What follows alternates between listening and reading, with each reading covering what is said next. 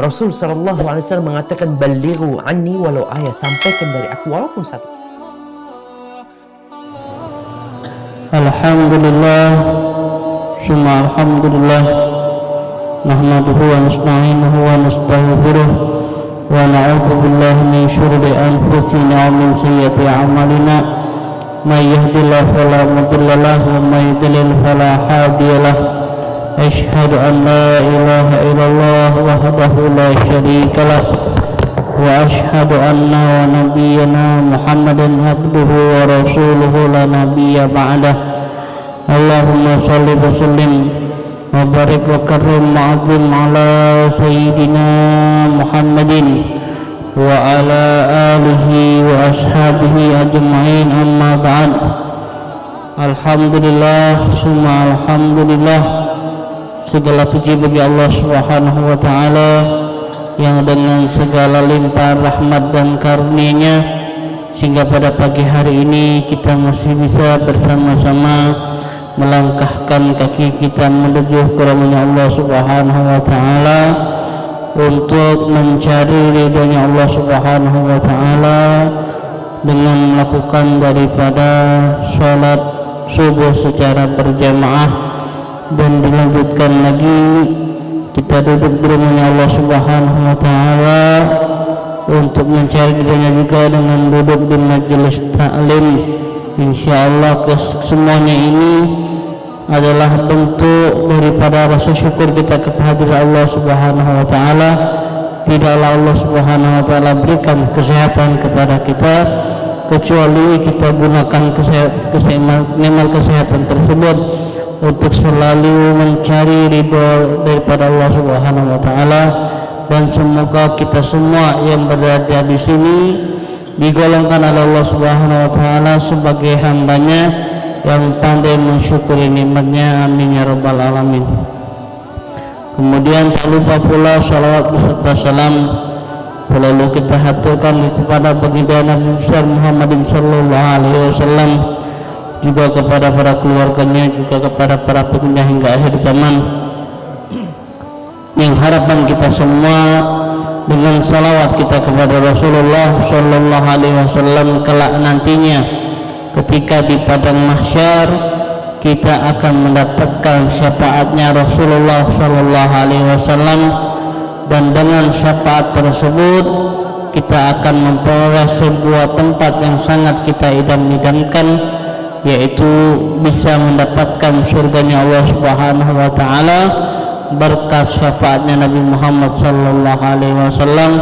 Dan harapan kita semua di sini adalah ketika kita bisa berkumpul di sebuah tempat yang mulia, maka harapan kita akan dikumpulkan pula oleh Allah Subhanahu wa ta'ala di tempat yang mulia, yaitu berkumpul di surganya Allah Subhanahu wa ta'ala. Amin ya rabbal alamin. Ma'asyiral hadirin jemaah salat subuh yang Masjid Al-Ikhlas yang dimati Allah Subhanahu wa ta'ala. Sesungguhnya Allah Subhanahu wa ta'ala telah memberikan sebuah kabar gembira bagi orang-orang yang beriman. Namun yang menjadi catatan untuk kita, sudahkah kita melakukan daripada apa yang telah Allah Subhanahu wa ta'ala golongkan bagi mereka orang-orang yang mendapatkan keberuntungan dari Allah Subhanahu wa ta'ala.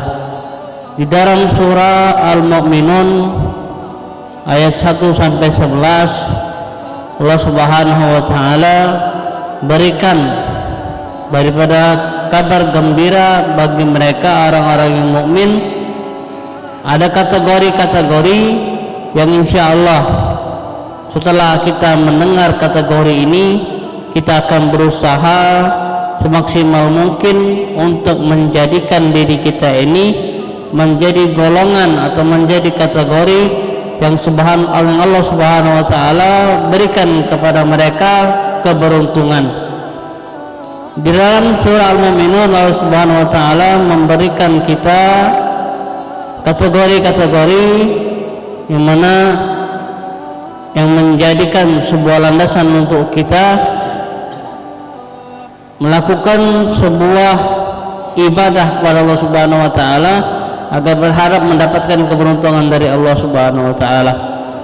Bismillahirrahmanirrahim. Qad aflahal mu'minun alladzina hum fi salatihim khashi'un walladzina hum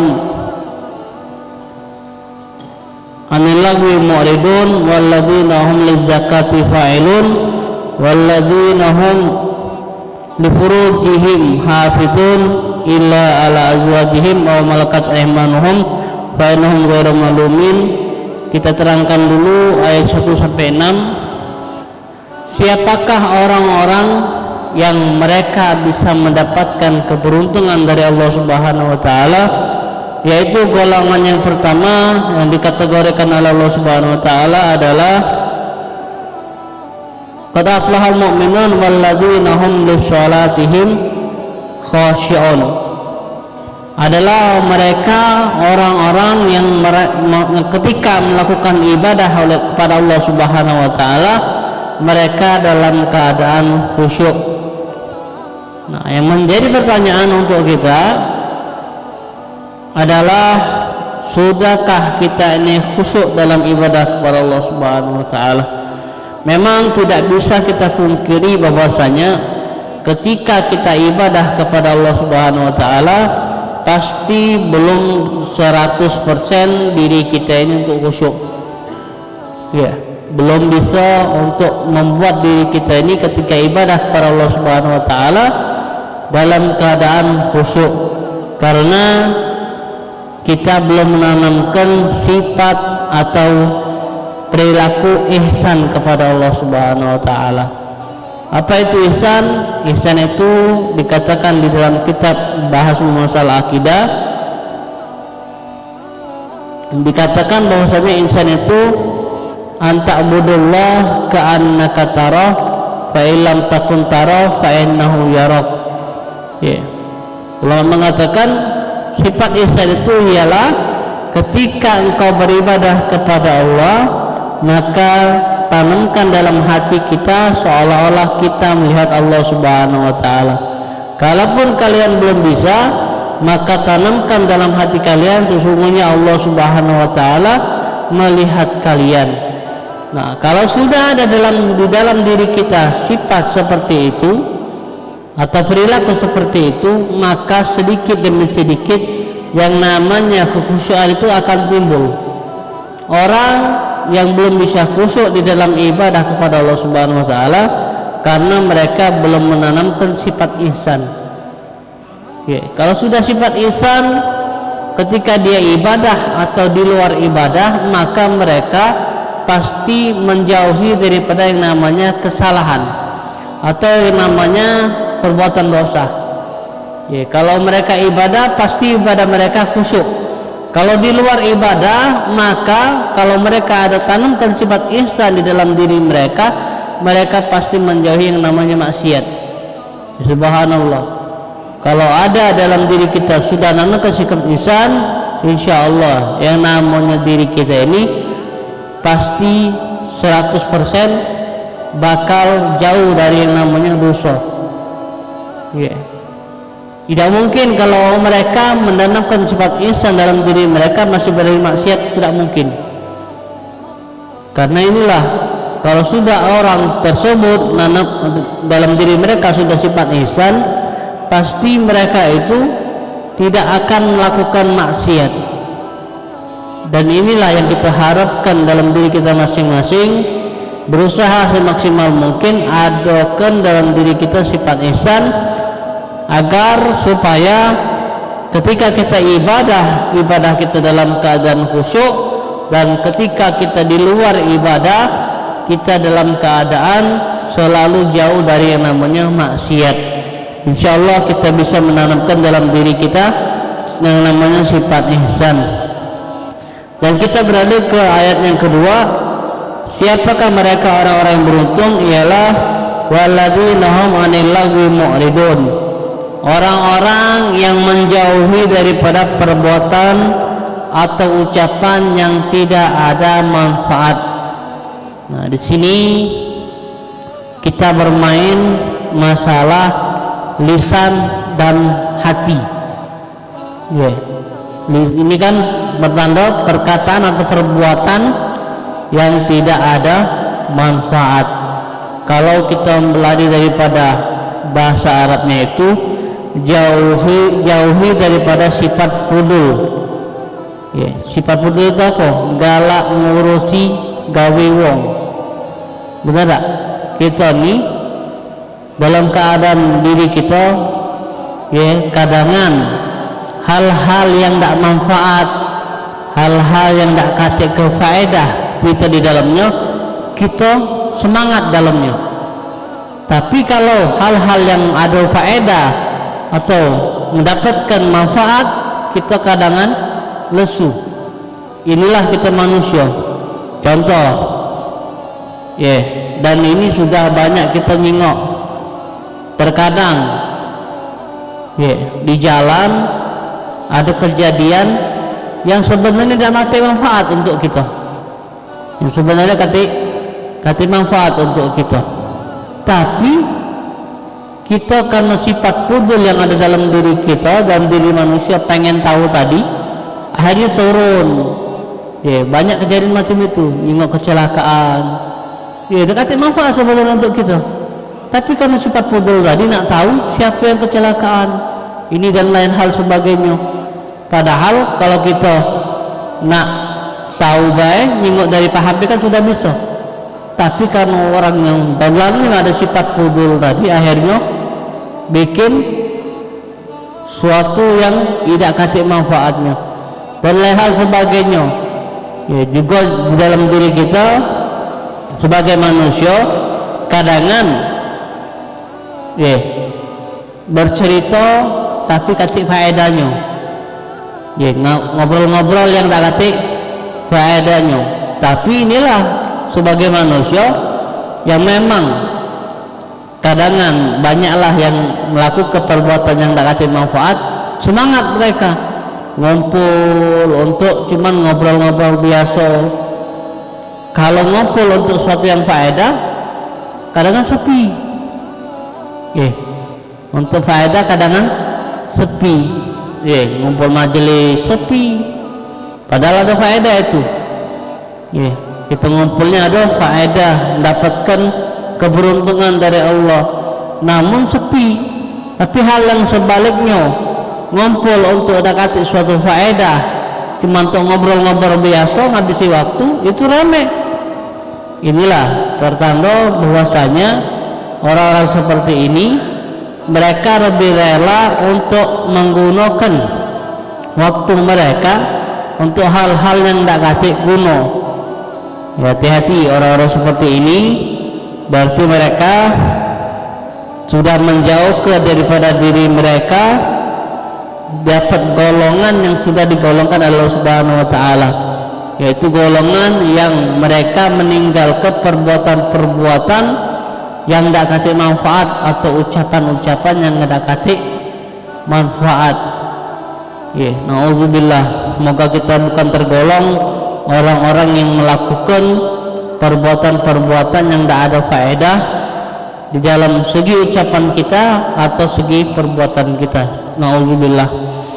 Dan siapa lagi mereka orang-orang yang mendapatkan keberuntungan dari Allah Subhanahu wa taala, walladzina hum lizakati fa'ilun, bagi mereka orang-orang yang melakukan perbuatan atau memberikan zakat-zakat mereka. Nah, yang menjadi pertanyaan terkadang, kalau kita membahas zakat fitrah, mungkin itu bisa kita lakukan karena setahun sekali, dan itu pula tidak menyangkut duit atau bahasa kita ini apa namanya, menyangkut perbuatan hal yang besar, yang kecil paling kalau segitu, kalau zakat fitrah. Nah, yang jadi masalah zakat satunya ini, yaitu masalah zakat mal. Kalau zakat fitrah itu orang tidak mungkin maini, karena itu hitungannya cuma sedikit. Nah, kalau zakat mal ini Pak, kadang orang maini. Maksud arti kata maini macam mana? Sebelum hari hanya, ketika mereka itu wajib mengeluarkan zakat malnya, mereka gunakan harta mereka yang tadi yang sebenarnya untuk zakat mal, dibelikan dengan barang-barang yang cuman untuk melepaskan kewajiban mereka. Ini yang terkadang manusia main ke, dan banyak kejadian seperti itu. Contoh kita ngambil sedikit, mereka itu mempunyai harta mereka dalam jangka setahun itu bisa mendapatkan harta sebanyak 100 miliar contohnya kalau 100 miliar itu dibagi 2,5% berapa itu? Siapa yang bisa ngitung? 100 miliar dibagi cuma 2,5%, berapa lah itu keluar zakat malnya? Berapa? 25 juta.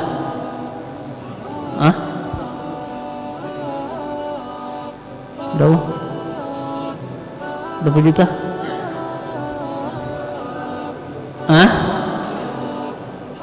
1 miliar 250. Ini 100 miliar. Iya. 250 juta. Nah, 250 juta. Iya. Itu keluar mereka dalam jangka setahun. Nah, 250 juta ini kalau mereka nak main ke bisa dapat apa lah itu? Dapat mobil 250 juta tuh bisa dapat mobil. Nah, itulah yang mereka main ke, Pak. Mereka beli ke mobil, mereka beli ke rumah. Lagi alasannya apa?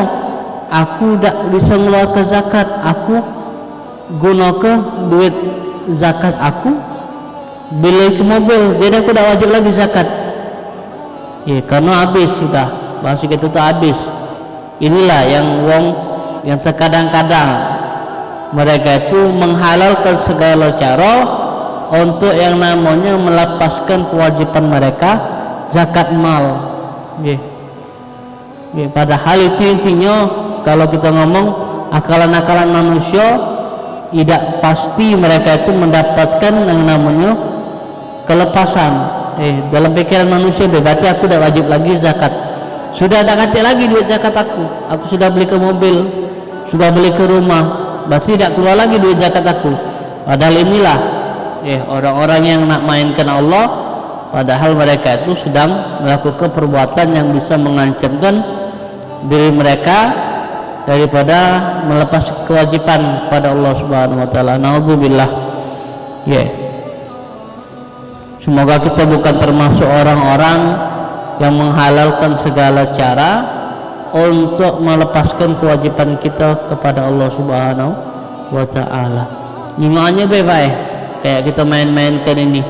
Main ke hukum syariat Allah Subhanahu wa taala. Padahal di baliknya ini dapat kerugian yang sangat besar. Melepaskan kewajiban kita kepada Allah berarti kita sudah melakukan sebuah dosa. Kayak nyingoannya berarti aku tidak wajib lagi ini keluar zakat. Aku sudah habis duit zakat aku beli ke rumah, beli ke mobil. Padahal mainan mereka ini mendapatkan sebuah kemurkaan dari Allah. Na'udzubillah. Ma'asyiral hadirin mati Allah Subhanahu wa taala. Juga yang selanjutnya adalah siapa mereka orang-orang yang bisa mendapatkan keberuntungan dari Allah, yaitu walladzina hum li furujihim hafizun. Mereka adalah orang-orang yang menjaga kemaluan mereka. Ini dak lanang dak betina semua baik. Menjaga kehormatan diri mereka.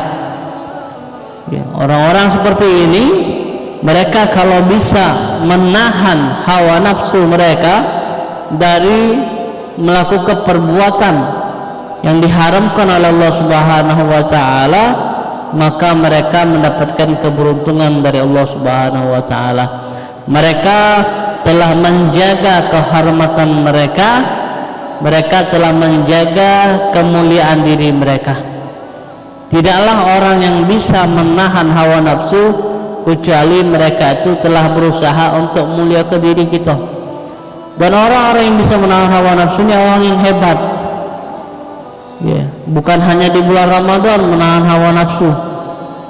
Kalau menahan hawa nafsu di bulan Ramadan bisa kita katakan itu adalah sebuah yang memang menjadi dasar untuk kita mendapatkan kemuliaan dari Allah. Ya, bulan Ramadan menjaga hawa nafsu untuk melakukan yang namanya membatalkan puasa. Ini memang suatu landasan untuk kita dapatkan kemuliaan. Ya, dan memang disuruh untuk kita menjaga hawa nafsu di dalam bulan Ramadan.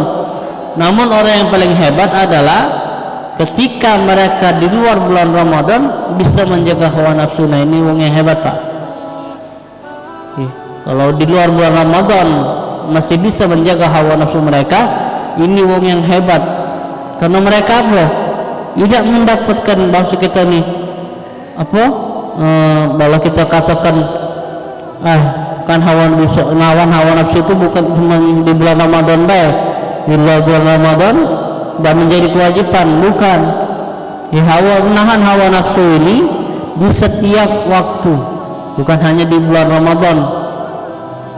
Terkadang yang pernah kami dengar orang-orang yang melakukan yang tidak bisa menjaga martabat dirinya, ini mereka cuman pengen mendapatkan kenikmatan sesaat. Ya, bahasa kita nih, kenikmatan sesaat yang bakal merugikan mereka seumur hidup. Ya, na'udzubillah. Apalagi yang kita hadapi zaman sekarang, zaman yang penuh fitnah, ya, yang banyak melakukan perbuatan-perbuatan yang kalau kita ngomong hanya kenikmatan sesaat adalah generasi muda. Ini yang kita takutkan. Ya, generasi muda ini, Pak, sudah kelewatan batas bahasa kita. Ya, banyak yang melakukan macam ini, yang melakukan kenikmatan sesaat. Ya, tidak memikirkan daripada apa yang mereka lakukan, apa yang dampak yang mereka dapatkan ketika melakukan kenikmatan sesaat ini.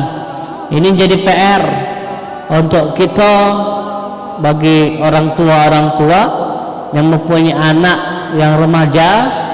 Hati-hati, jaga diri mereka. Kalau mereka sambil melakukan, bukan hanya diri mereka yang mendapatkan kehinaan, kita orang tua juga hina. Dalam arti kata apa? Kita terkena dampaknya. Padahal kita sudah jaga benar-benar nih, jaga keluarga kita benar-benar. Ada anak yang nyeleneh sampai melakukan perbuatan yang di luar batas Islam, ini bakal menjadi kehinaan untuk seluruh keluarganya. Bukan hanya budak itu baik yang dapatkan kehinaan, bukan. Kita pun keluarganya bakal mendapatkan kehinaan daripada perbuatan mereka. Na'udzubillah.